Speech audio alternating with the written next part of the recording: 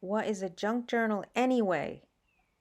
Let's go. Today, I'm going to answer the question, what is a junk journal anyways, and what is it used for? I'm also going to answer the question about the junk journal vocabulary. So, let's begin with different kinds of junk journals. This is a composition book that is basically what I would call an art junk journal. And beauty is in the eye of the beholder, right? So this to me is beauty. This, more beauty. This, I found this to be fun and beauty. This is mixed media. That just means that there's different types of products that you're using when you're creating something. I'm using fabric, I'm using paint, I'm using art. It's called, the brand name I think is a Stabilo. It's this pencil that is, I believe it's got some charcoal in it. So that's what I made that with. And then you use stencils. I've used coffee. I've used stamps. So you see what I'm saying? It's a bunch of different medias and a bunch of different things that I use to create this. So my art journal is my personal perspective, I think that's the right word, of art for this particular piece that I made. So I was on a retreat and I learned this technique from Casey Turner and Angie. Thank you for the fun that we had with a bunch of women. We had a fun time. So I learned how to do that, and I haven't practiced it yet, but maybe I have in different things, different ways. Okay, so that's an art journal. This is more of a junk journal, they call it. Okay, well, why is it junk? Well, before I show you this, let me show you what journals are made up of. Okay, they are made up of things like lace. If you created yourself a pile of lace and doilies that you've been collecting for years and you didn't know what to do with them, well, now you can do something with them. So I have been collecting these things for a long time, didn't know what I was going to do with them. I didn't want to put them on the back of the chair like Grandma used to do, but we found all kinds of ways. We find all kinds of ways, I should say, as junk journalers to use these. So there's another term, okay? This is called sari silk. And I buy this on, I think I buy it on eBay or Amazon or something like that. And most of it usually comes from India.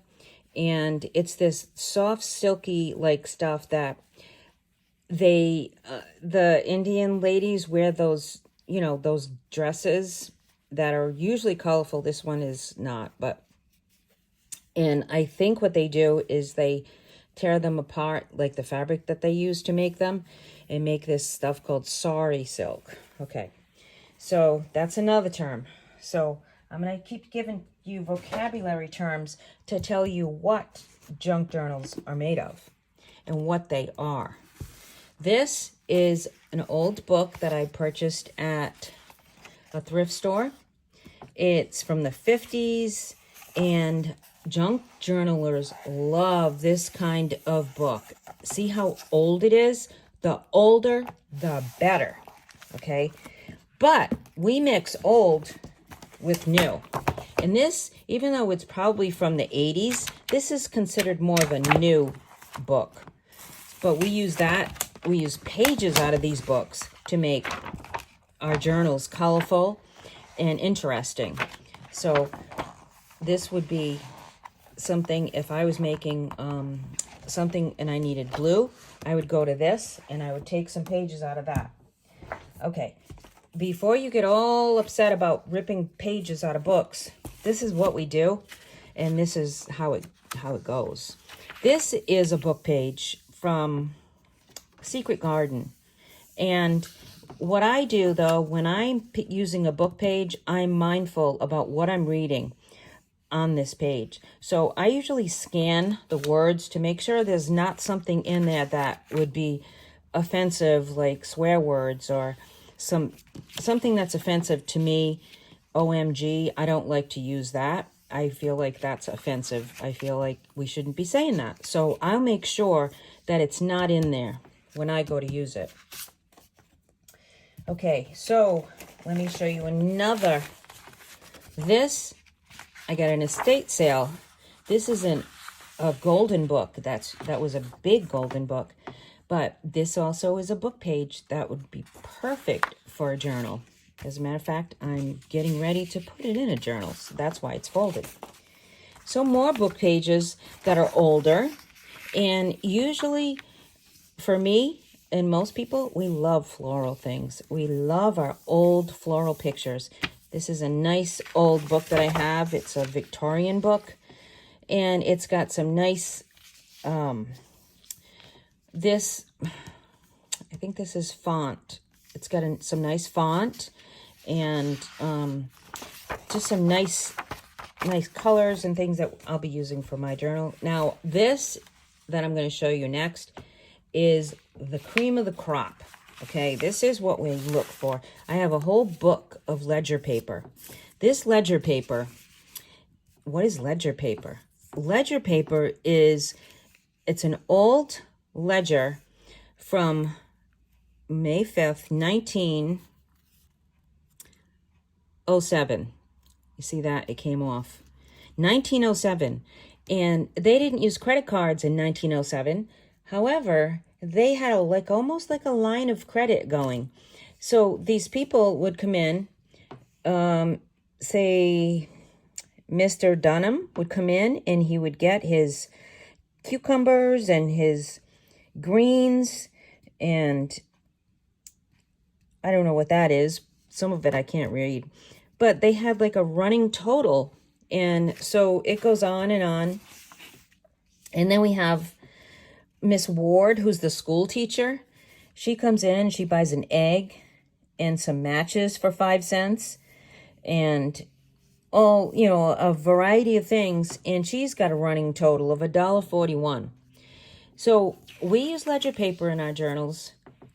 And for me, as a junk journaler, if you're watching this, you probably are, I hope you're not getting bored, but chime in and tell your reason why not junk journals, but why ledger paper is so important to you when you put it in your journals.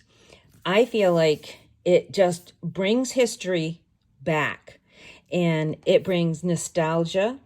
I think about Miss Ward. I just start in my mind thinking about her as a teacher and just like her going to the store. What was she wearing? Was she wearing a long gown with one of those prairie hats? Was she going before school, after school, on a Saturday? I mean, my mind just can go everywhere, but it just gives me such joy to be able to bring Miss Ward back, not to life, but back into somebody's mind, and that she's gone but not forgotten. So that's what ledger paper means to me. It's such a special piece of history. A lot of junk journalers love French ledger paper, and I have some, but I cannot read French. So it's not as special to me because I can't read who the names are and what they're purchasing. So anyways, that's what ledger paper is. Now, another big thing that we use in our journals is music paper. And I can only speak for myself. Music paper for me, I cannot read music, but I can read words. And it just brings music to my journal. That sounds a little silly, but it really just brings something special to my journal. So I use music paper in most of my journals. Now, this is a music sheet. And a lot of the music sheets have beautiful graphics and beautiful colors on their pages, and I absolutely love those. And I will use a lot of those to layer my pages with. So now, again, we're using pages, book pages, both old and new.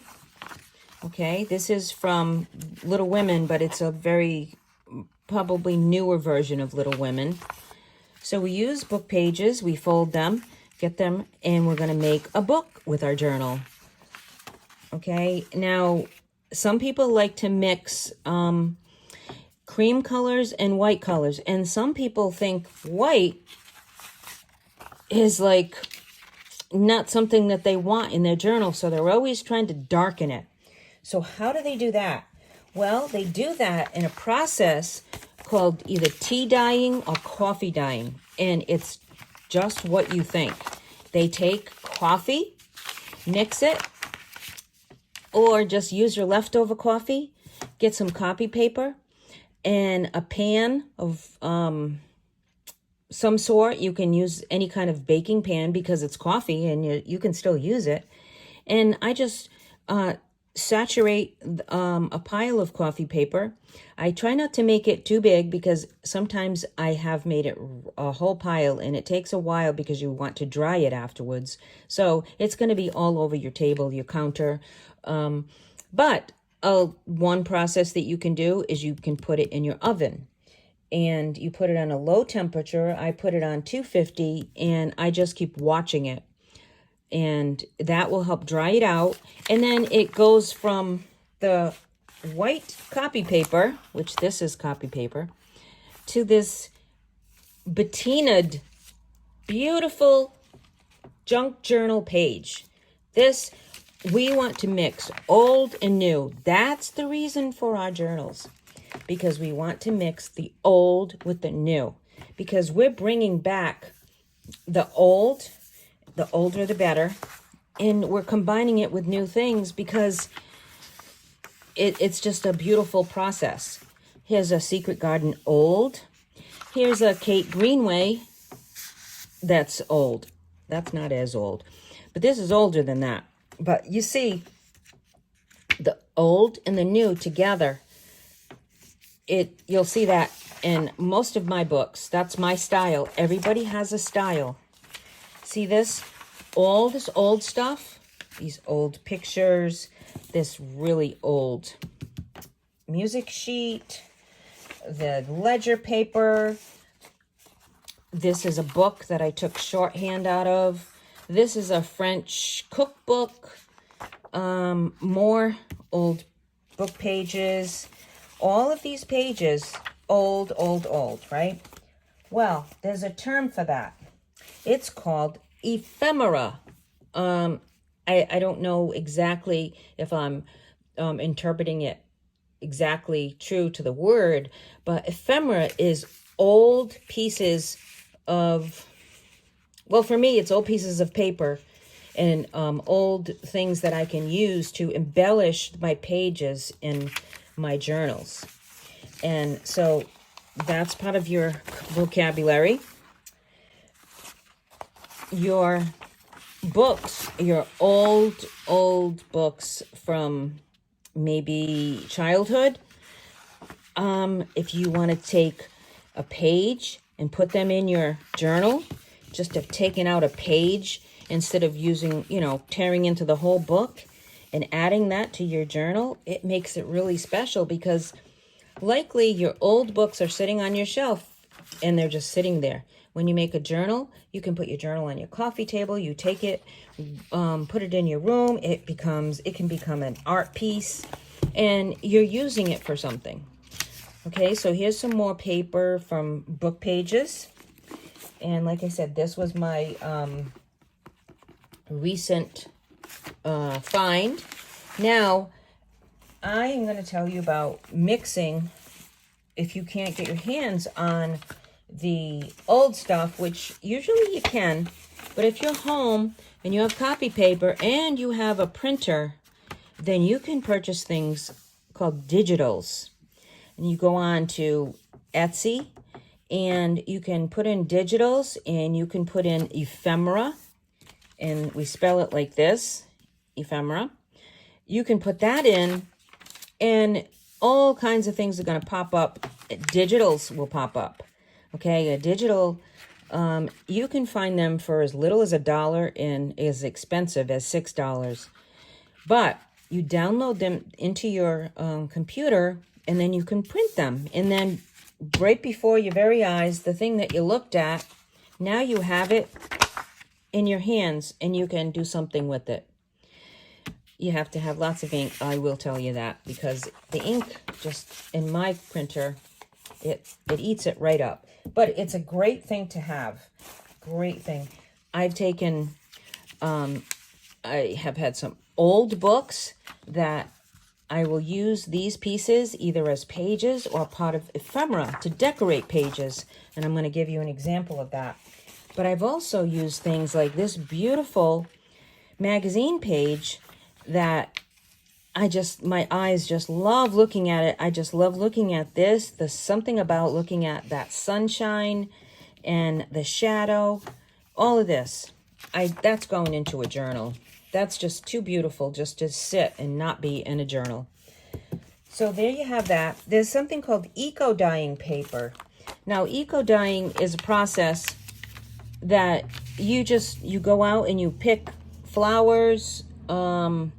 Blue are the best ones that I'm finding. I'm not an expert at this, but flowers, ferns, different types of greens and flowers, and you put layers of paper in between. And I'm not going to tell you again how the process, but you just put them in between and then you dye them. So there's a lot of videos on there that explain it better than I would explain it. But that's a process. And that's something that's really nice to put in your journals too. Again, all those stains and splotches and blotches, those are what we want. We have different book pages, and we choose different ones for different reasons, to coordinate colors, to get a certain theme coming across when we're making a journal. This is a digital on the outside. And then on the inside, this is one page. I printed off that. And this is me starting to layer.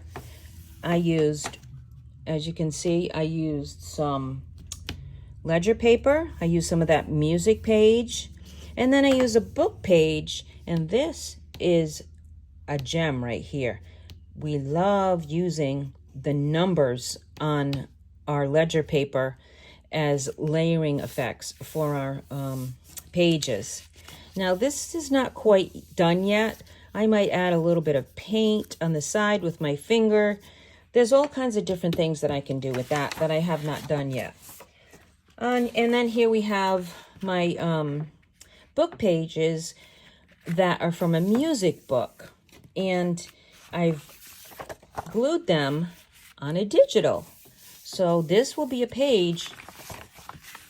And just like that, you have places to journal and places to make your journal prettier. So your journaling, what does journaling have to do with junk journaling? I just showed you a bunch of things about what a junk journal is made of. That's all those pages. Now I'm going to show you a newer version of a journal that I made, a junk journal. Why? Because it's the junk is really just leftover stuff. That's all it is. Now this is a digital, and I'm going to shoot out some more vocabulary words from junk journaling as we go along. All right, we talked about ephemera, we talked about digitals and book pages and tea and coffee dyed paper and eco dyed paper. Let's talk a little bit about waxed thread. That's what this is. That's just thread that we will use to sew some of our journals in. Sometimes I've used ribbon to sew my journals in. There are different processes, and some people use binders 3-ring binders, the real metal binders. So there's all different ways, and there's all different videos on it. I just recently did some journals, and I talked about fabric cover journals and the covers, how to make the covers with fabric, and the different ways that you can make fabric covers. So look for that, and look for my playlist, and put my playlist on, and hopefully you'll learn some things. You'll probably learn some things about me, such as I am still in the process of learning how to video and edit to make it really interesting. I'm working on it though. Okay, so this was a journal that kind of is my little personal journal. So you'll see here that I have some art going on. I have layering going on. And this is where you write all over it. See, I write where I want to write. Sometimes I want to write something and I want to hide it, and there'll be places for that in this journal too. So this journal would be considered a junk journal and an art journal maybe. So here we have a little secret place. I don't know what's on there, so I'm not going to show you what's under there, but that's a little secret place. Now, I have old meets new. I have reasons. I have done some little doodling here. And some people think, oh, if you make this journal, how are you going to write on it? It's kind of thinking the same way when you make a cake and it's a beautiful cake and then someone says, I don't want to cut it, it's so beautiful. Well, what good is it to sit there? It can't just sit there. The cake will go bad. Okay, this is me trying to just doodle some different leaves. And this is me doodling my house. And, you know, I'm just practicing doodling.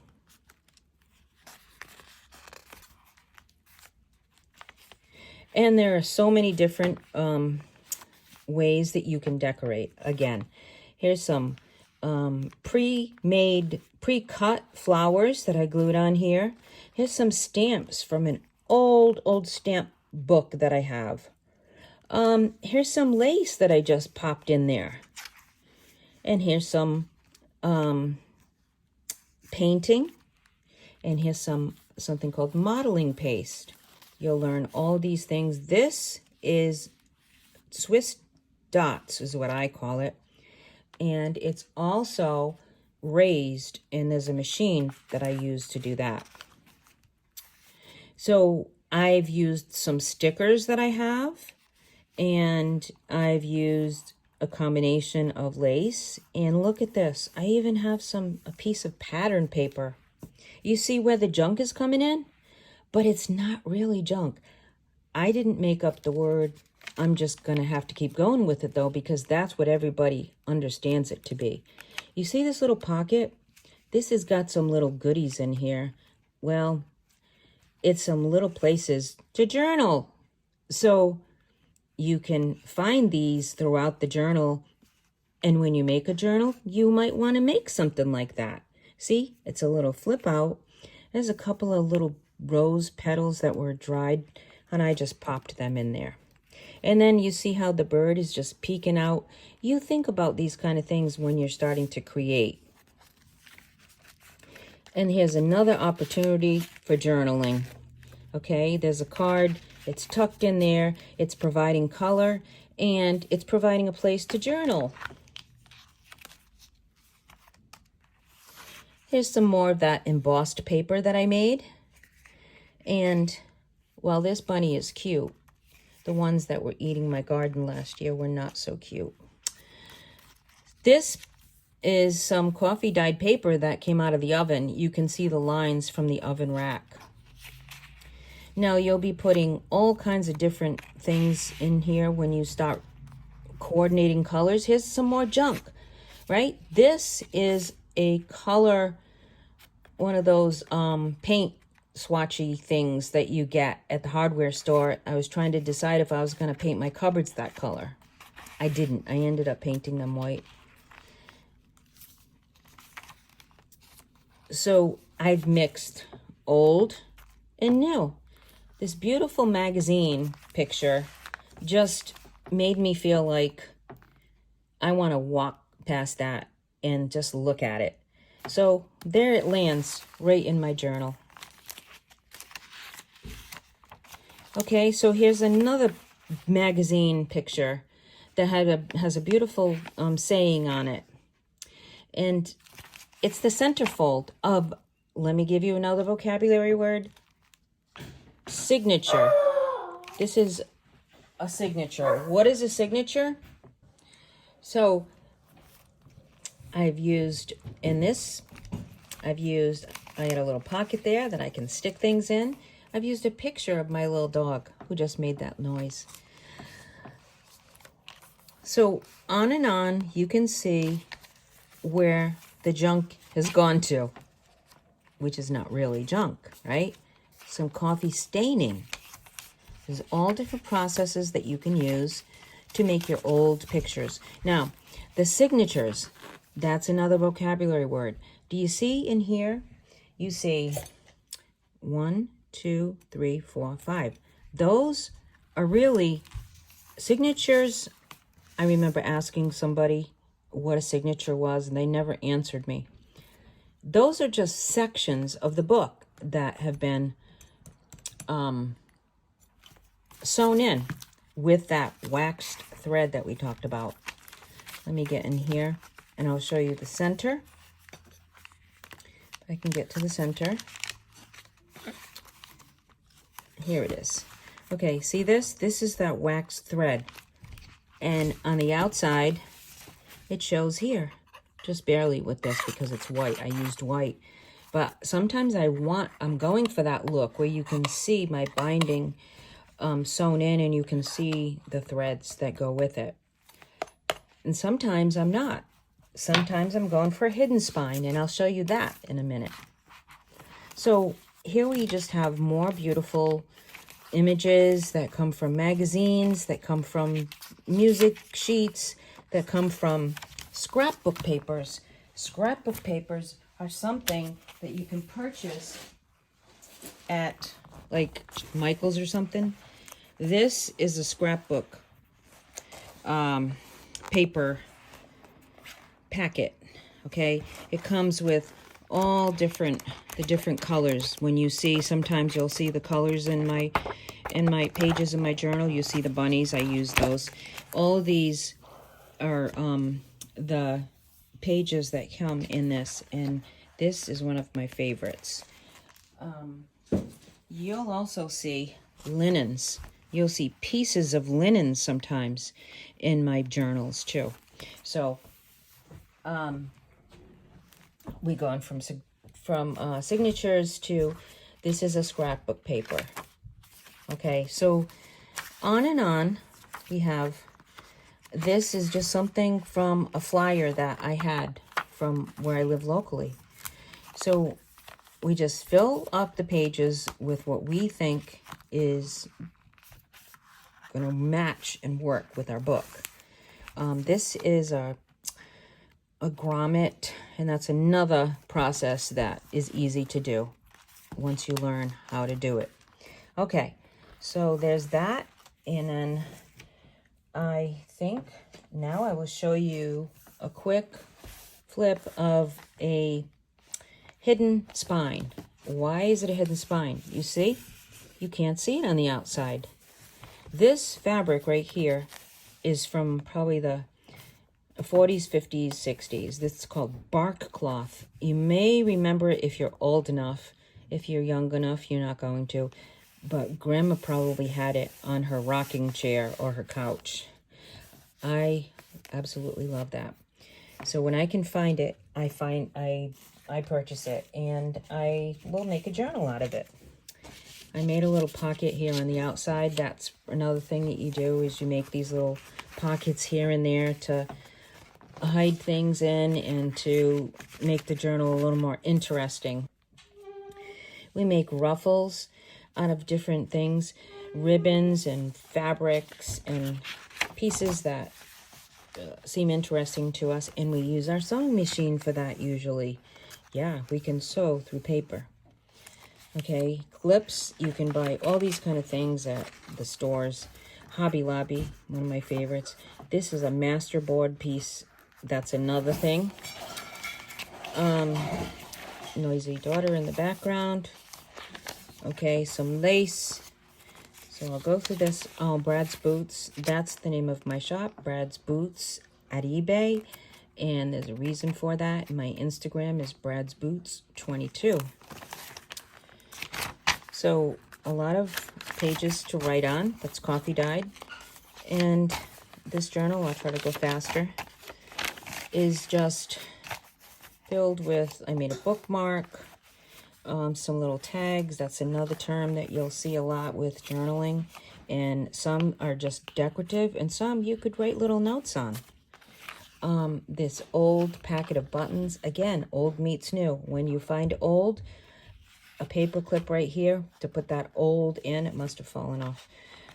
It's just nostalgia. It's just heirloom material. Love it. I just love it. Somebody had these in their button box. And, you know, from the whole process of seeing them, purchasing them, bringing them home, what their intent was for them, all of that can be really interesting if you stop and just take the time to think about it. So we have some different ways to put ruffles on and combinations, and you get really creative with it and have fun with it. And this really pretty fabric just needed to be there because it is just pretty.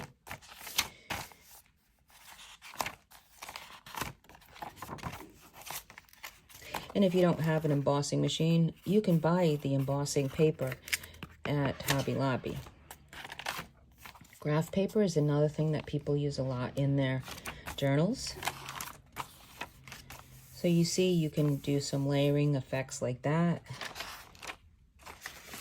And then that's another embossed page that I made.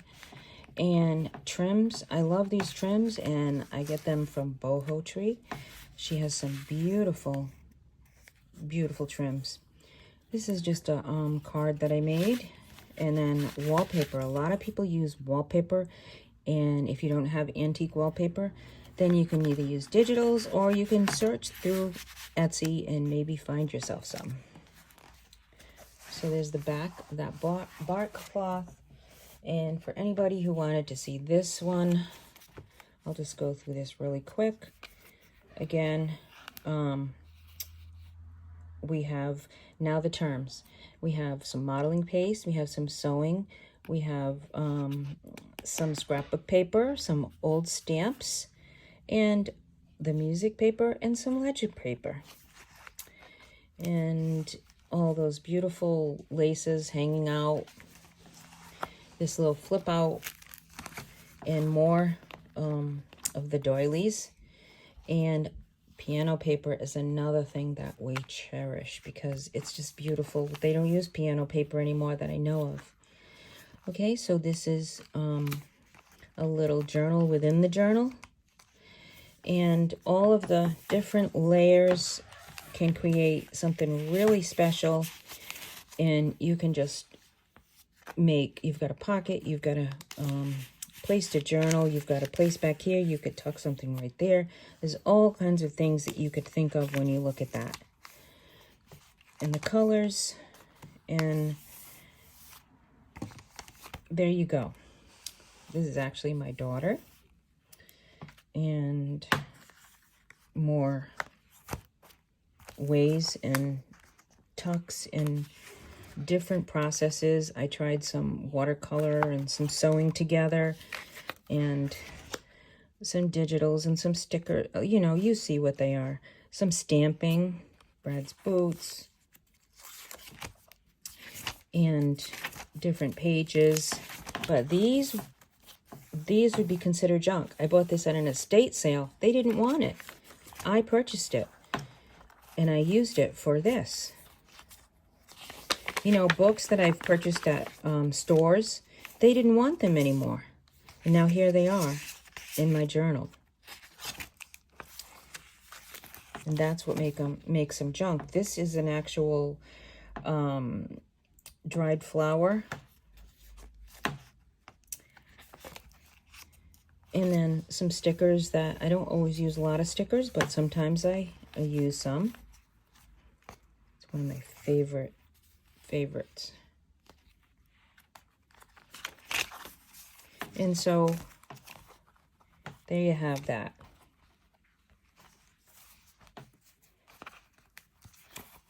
And another little pocket. This book, I took, let's see, this is my Artist in Bloom first journal. It's not exactly the way that she taught it, but it's very similar. And you'd have to go to her site and pay for the cost to learn how to do that. So I'm just showing you what the end product is. So there are all of the journals and the pages and the vocabulary words that you need so that now you can understand what is a junk journal and what is it for. And then soon your room, or you may take over a room, and it may look like this. Look up in the corner and you'll see my craft room tour. And it used to be a den, now it's a craft room.